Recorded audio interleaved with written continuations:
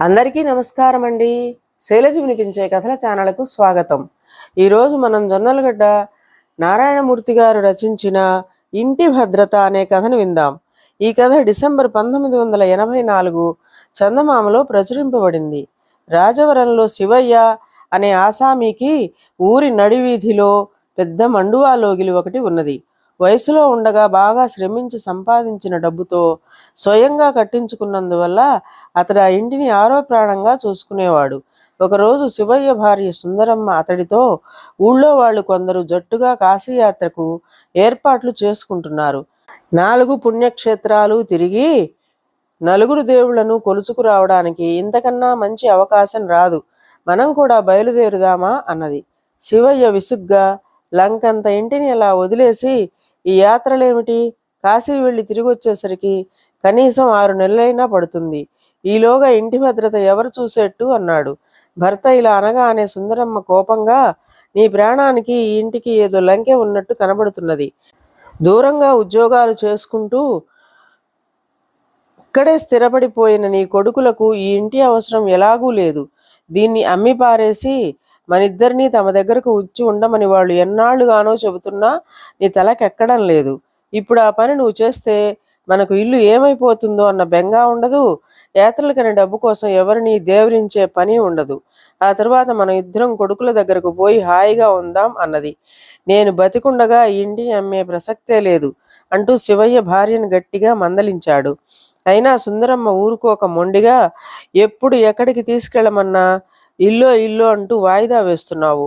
కాలు చేయి గట్టిగా ఉన్నప్పుడు ఇలాంటి యాత్రలు పూర్తి చేసుకోవాలన్న సంగతి నీకు అర్థం కావడం లేదు. కావాలంటే మనం తిరిగొచ్చేదాకా ఇంటిని భద్రంగా చూడటానికి నా తమ్ముడు లేడా, మీ మేనల్లుడు లేడా, కాదంటాడా అన్నది.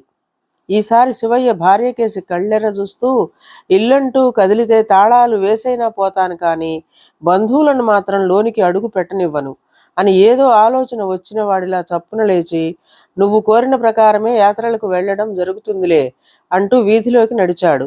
భర్త ఇలా అనగానే సుందరమ్మకు కలిగిన ఆనందం అంతా ఇంతా కాదు. శివయ్య తిన్నగా షావుకారు వరదయ్య ఇంటికి వెళ్ళి తను కాశీయాత్రకు వెళుతున్నట్టు చెప్పి ఇంటిని తాకట్టు పెట్టుకుని 2000 ఇవ్వమన్నాడు. వరదయ్య లోపల సంతోషపడిపోతూ పైకి మాత్రం ముఖం చిట్లించి, ఇల్లు తాకట్లు పోకట్లు ఎందుకు, వడ్డీ దండగా, ఇల్లు అమ్మేస్తే పోలా, నువ్వు సరేనంటే పెద్ద మనుషులు నలుగురికి కబురు చేసి ఇంటికి న్యాయమైన ధర కట్టిస్తాను అన్నాడు. శివయ్య చిరాకుగా, నాకు కావలసింది ఇంటి మీద అప్పు, వీలు కాదంటే మరొక చోటికి పోతాను అన్నాడు. సరే నీ ఇష్టం, కానీ ఒక సంగతి మాత్రం గుర్తుంచుకో, కాశీయాత్ర లాంటి పెద్ద ప్రయత్నం తలపెట్టినప్పుడు అత్యవసరుగా 1000-2000 సరిపోవు. రూపాయి వడ్డీ మాత్రమే పుచ్చుకుంటాను. అంత పెద్ద ఇంటి మీద 5000 ఇమ్మన్నా ఇస్తాను అన్నాడు వరదయ్య. శివయ్య అలాగే కానిమ్మని అతని దగ్గర డబ్బు తీసుకుని పత్రం మీద చేవురాలు చేశాడు. అక్కడ నుండి శివయ్య తన మేనల్లుడు రంగారాయుడి ఇంటికి వెళ్ళి మేనల్లుడిని, ఏరా రాయుడు, ఈ మధ్య నీ చేలో కలిసే పక్క భూమి అమ్మకానికి ఉన్నదని, అది కొనేందుకు షావుకారు వరదయ్య దగ్గర అప్పు చేయబోతున్నావని చెప్పావు. పని సానుకూలమైందా అని అడిగాడు. రంగారాయుడు దిగులుగా ముఖం పెట్టి, ఆ పిసినారి వరదయ్య ఒక పట్టాన డబ్బు ఇస్తాడా, 2 రూపాయల వడ్డీ కావాలంటున్నాడు. ఏం చెయ్యాలా అని ఆలోచిస్తున్నాను అన్నాడు. అలాగా, అయితే 5000 తీసుకో. నేను మీ అత్తయ్య కాశీయాత్ర వెళుతున్నాం. నేను తిరిగి రాగానే 1 రూపాయి వడ్డీతో 5000 నాకు తిరిగి ఇవ్వాలి అని శివయ్య మేనల్లుడికి డబ్బిచ్చాడు. అతడు ఇంటికి వస్తూనే భార్యకు కాశీయాత్రకు అన్నీ సిద్ధం చేసుకోమని చెప్పాడు. ఆమె భర్త ముఖం కేసి అనుమానంగా చూస్తూ, యాత్రకు అవసరమైన డబ్బు ఎక్కడి నుంచి తెచ్చావు, ఇంటిని ఎవరికి అప్పచెబుతున్నావు అని అడిగింది. ప్రతి విషయం నీకు చెప్పాలా, నేనేం చేసినా బాగా ఆలోచించే చేస్తాలే అంటూ శివయ్య విసుక్కున్నాడు. ఆ తరువాత వారం రోజులకు ఆ దంపతులిద్దరూ మిగతా యాత్రికులతో కలిసి కాశీకి ప్రయాణమయ్యారు. 6వ నెల జరుగుతుండగా శివయ్య సుందరమ్మ యాత్ర నుంచి తిరిగి వచ్చారు. సుందరమ్మ శివయ్యకు ఇల్లంతా తిరిగి చూపిస్తూ, 6 నెలల నుంచి ఇది మనుషులు మసలని ఇల్లంటే ఎవరైనా నమ్ముతారా? ఇల్లంతా అద్దంలాగా ఉన్నది. ఎక్కడా రవ్వంత దుమ్ము గాని బూజు గాని లేదు. నీళ్లు పోసేవాడు లేక దొడ్లోని చెట్లు పాదులు ఎండిపోయి ఉంటాయనుకున్నాను. కానీ అవి మునుపటి కన్నా ఎక్కువగా నవనవలాడిపోతున్నాయి అన్నది ఆశ్చర్యంగా. శివయ్య చిరునవ్వు నవ్వి, ఇదంతా షావుకారు వరదయ్య చలవా అన్నాడు.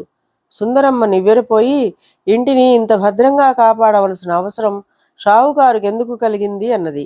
అందుకు పెద్ద కారణమే ఉన్నది.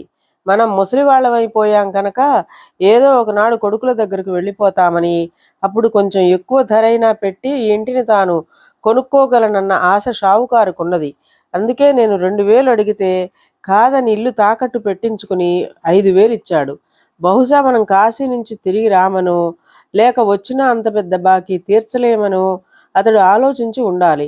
ఇదంతా పసికెట్టే నేను వరదయ్య కన్నా ఇంటిని భద్రంగా చూడగలవాడు మరొకడు లేడన్న నిర్ణయానికి వచ్చి తాళం చెవులు అతడికిచ్చాను అన్నాడు శివయ్య తృప్తిగా. వరదయ్య కుంటిబుద్ధ మాట సరే, మరి అంత పెద్ద బాకీ నువ్వు ఇప్పుడు తీర్చగలవా అన్నది సుందరమ్మ. అతడి నుంచి తెచ్చిన డబ్బులో యాత్ర ఖర్చులకు మనం దమ్మిడి వాడుకోలేదు. మన కష్టార్జితంలో నుంచి దాచుకున్న సొమ్మే ఈ యాత్రకు కొంత ఖర్చు పెట్టాం. ఆ 5000 డబ్బు అవసరంలో ఉన్న నా మేనలుడికి ఇచ్చాను. రేపే వెళ్ళి వాడి నుంచి ఆ డబ్బు తీసుకుని షావుకారికిచ్చి ఇంటి తాకట్టు విడిపిస్తాను అన్నాడు శివయ్య గర్వంగా. కేవలం ఇంటి భద్రత కోసం ఇంత పెద్ద నాటకం ఆడిన భర్త తెలివితేటలు చూసి సుందరమ్మ అబ్బురపడింది. ఇదండి ఈ కథ. ఈ కథ మీకు నచ్చినట్లయితే లైక్ చేయండి, షేర్ చేయండి, కామెంట్ చేయండి, సబ్స్క్రైబ్ చేసుకొని నన్ను ఎంకరేజ్ చేయండి. నమస్కారం అండి.